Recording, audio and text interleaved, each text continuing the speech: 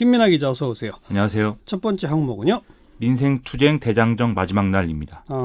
그 황교안 한국당 대표 장외 일정이 오늘 마지막이에요?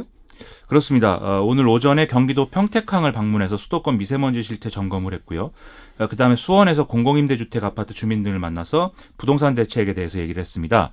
오후에는 서울 노량진 고시촌에서 이제 취업 준비생들하고 치맥 미팅 일정을 진행을 했는데 이렇게 수도권 일정을 마지막으로 민생투쟁 대장정을 끝내고 내일 광화문에서 마지막 정부 규탄 집회를 한다. 뭐 이런 계획이라고 합니다. 그럼 이제 원내로 들어오는 거예요?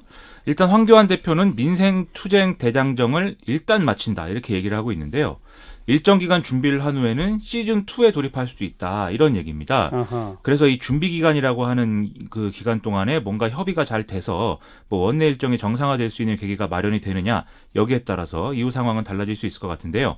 특히 대통령과의 뭐 1대1 회담 뭐 이런 성사 여부에 좀 주목하는 이런 시선도 있는 것 같습니다. 네. 근데 원내 지도부들 움직임을 보면 뭐 아직은 뭐 합의되는 게 없더라고요.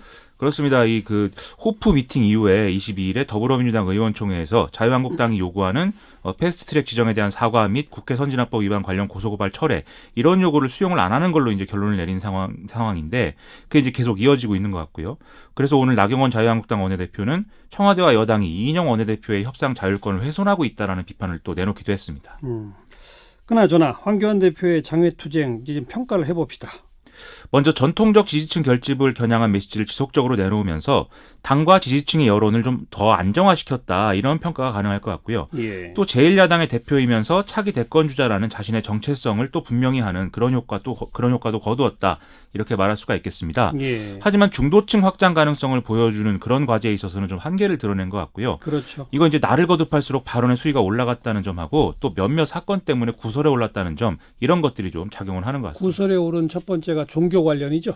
그렇습니다. 지난 12일에 이제 부처님 오신 날에 경북 영천 은혜사 봉축 법요식에 이제 황교안 대표가 참석을 했는데 뭐 합장을 한다든지 이런 절차를 하지 않고 그냥 서 있는 모습을 보여줘서 이제 비판을 많이 받았죠. 예. 이에 대해서 조계종 종교평화위는 황교안 대표 본인의 어떤 종교에 대한 신념은 존중을 할 수가 있겠지만 공당의 대표 자격으로 행사에 참여를 했으면서 이런 이제 종교의 절차를 존중하지 않은 것은 문제이다 이런 지적을 또 내놓기도 했습니다. 예. 그런데 여기에 대해서 또 보수 개신교계가 조계종의 입장 표명은 인권 침해이고 월권이다라고 하면서 뭐 불교 지휘부가 뭐 좌파의 세상을 만들려고 한다 이런 얘기까지 해서 좀 상황이 이상하게 돼버린 것이죠. 네. 또 구설에 오른 게 또 뭐 있죠? 황교안 대표가 어제 강원도 철원의 GP를 찾은 자리에서 이런 얘기를 했습니다. 정치권에서 평화를 이야기해도 군은 먼저 없애자고 하거나 하면 안 된다. 군은 정부 및 국방부의 입장과도 뭐 달라야 된다. 이 얘기는 이제 GP 철수에 대한 얘기를 한 건데요.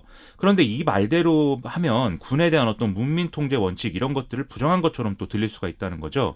그래서 더불어민주당은 군의 항명을 요구하고 있는 거냐라면서 뭐 황교안 대표가 군대에 갔다 오지 않아서 잘 모르고 한 소리로 듣겠다 이렇게 비판을 하고 있습니다. 네. 또 있어요? 비슷한 이런 인상을 주는 발언이 하나 더 나왔는데요. 어제 경기도 남양주에서 중소기업인들과 간담회를 하면서 한 말입니다. 지방의 중소기업도 근무 여건이 좋고 복지가 잘 돼 있는데 청년들이 그냥 무조건 선택하지 않는 게 문제다라면서 멋진 사내 카페를 기업 내에 만들면 문제가 좀 해결이 될 것이다 이렇게 얘기를 한 건데요. 지방 중소기업 안에 멋진 사내 카페를 만들면 된다. 그렇죠. 이게 어떤 청년 일자리의 수요하고 이제 중소기업의 어떤 미스매치를 해결하자는 취지로 이제 얘기를 한 것 같은데 이런 얘기가 또 현실을 모르는 그런 얘기로 이제 들릴 수밖에 없는 거 아니겠습니까?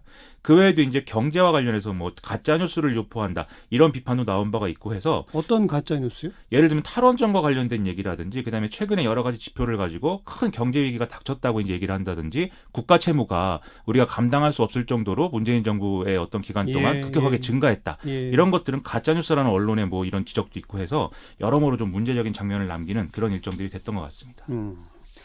자, 시사위키 두 번째 항목은요? 실질소득 증가율 0%대입니다. 이건 어떤 발표입니까? 이 통계청이 어제 2019년 1분기 가계 동향 조사 결과를 발표를 했는데요.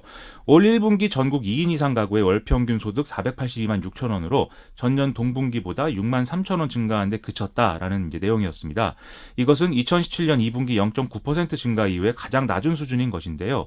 문재인 정부 들어서 계속 3, 4%대 소득 증가율이 나왔다라는 점까지 고려하면은 증가폭이 이제 크게 떨어진 것이죠. 예. 특히 물가 상승률까지 고려한 실질 가계 소득은 정년 동분기 대비 0.8%밖에 증가를 하지 않았다라고 해서 큰 문제다라는 지적 나오고 있습니다. 그 이유에 대한 어떤 분석이 나오나요? 일단 소득 분위별로 볼 필요가 있는데요. 하위 20%인 1분위 명목소득은 125만 5천 원으로 전년 동기 대비 2.5% 줄었습니다.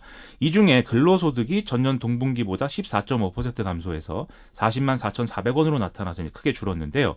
또 1, 2분위 총사업소득을 보면 정년 동분기보다 0.7% 감소한 걸로 나와 있는데 이것은 이제 자영업자들의 상황이 어려워지고 있다는 점을 또 반영한 것으로 해석이 되고 있습니다.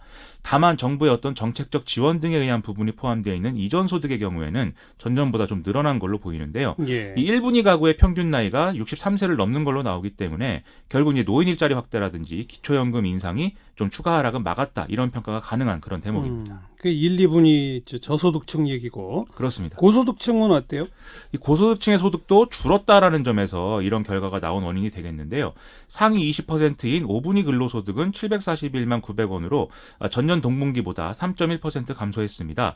이 5분위 소득이 감소한 것은 2015년 4분기 이후 13분기만이고 1분기만 기준으로 놓고 보면 사상 처음이라고 하니까 이런 것들을 종합해 보면 전체 소득 증가율이 제자리 걸음을 할 수밖에 없었다 이렇게 얘기를 할 수가 있겠습니다. 아니 뭐 저소득층의 소득 감소는 뭐 오래전부터 얘기되어 오던 거지만 고소득층은 왜 줄었대요?